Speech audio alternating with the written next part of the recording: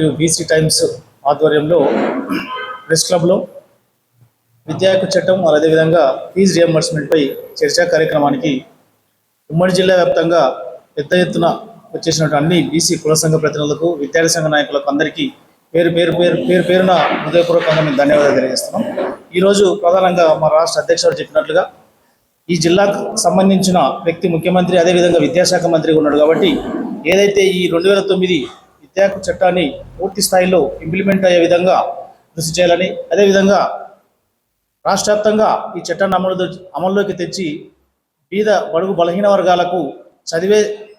ధ్యేయంగా ముందుకు వెళ్ళే విధంగా కృషి చేయాలని ఈ సందర్భంగా తెలియజేస్తూ, అదే ఫీజు రియంబర్స్మెంట్కి సంబంధించి పాత పద్ధతిని కొనసాగించాలని, కొత్త జీవోలు తెచ్చి ఈరోజు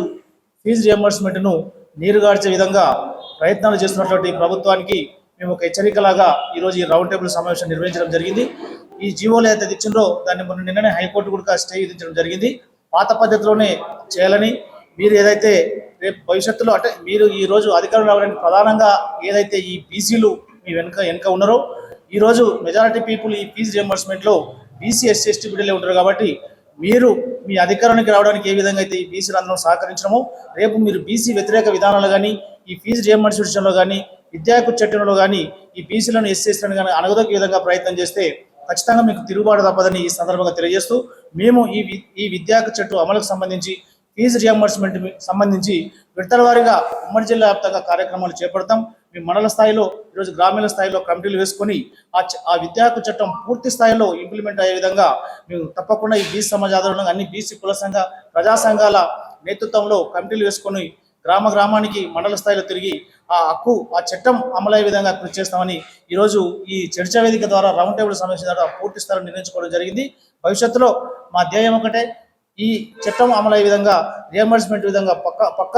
ప్రణాళికబద్ధంగా జరగాలని, రియంబర్స్మెంట్ ఏదైతే బకాయిలు ఉన్నావో ప్రభుత్వం వెంటనే విడుదల చేసి, ఈరోజు ఎందుకంటే చాలామంది బీసీ ఎస్టీ బిడ్డలు ఈరోజు ప్రైవేట్ స్కూల్లో ఫీజు రియంబర్స్మెంట్ అందక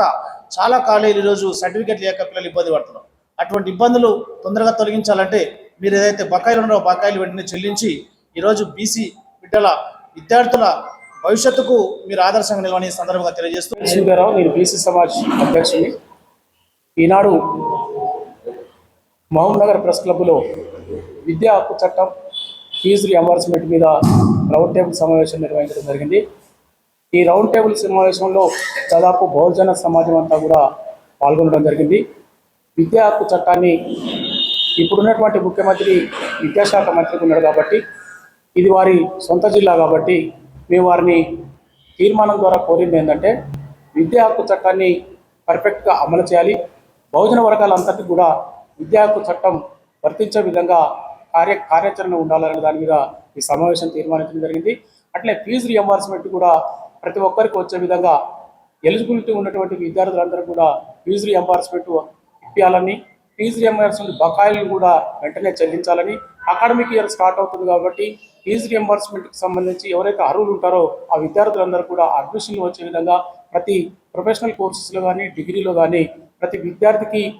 అవకాశం వచ్చే విధంగా, అడ్మిషన్లు పొందే విధంగా, ఫీజులు వాళ్ళకు వచ్చే విధంగా చూడాలని ఈ తీర్మానం చేయడం జరిగింది. ఈ సమావేశం ద్వారా ముఖ్యంగా విద్యా హక్కు చట్టం ఫీజు రియంబర్స్మెంట్ మీద పెద్ద ఎత్తున ఈ జిల్లా వ్యాప్తంగా ఉమ్మడి జిల్లా వ్యాప్తంగా చైతన్యవంతం చేసి,